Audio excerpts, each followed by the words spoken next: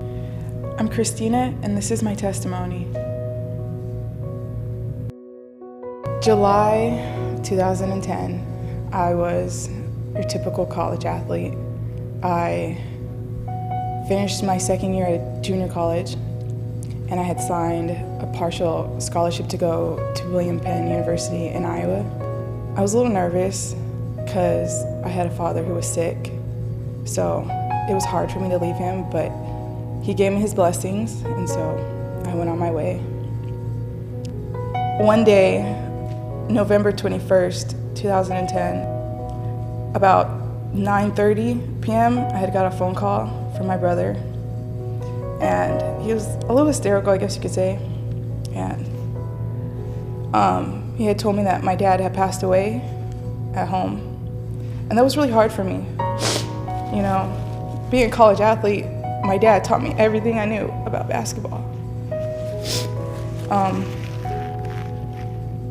He was the reason I was there, I guess you could say.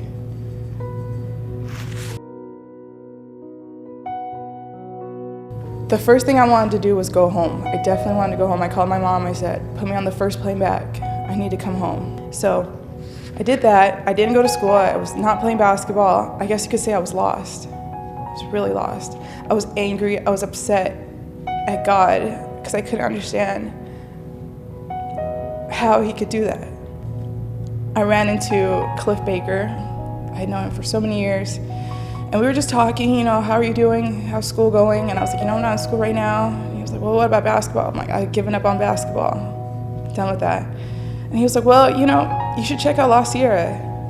So I got here, and I remember second or third worship I was going to,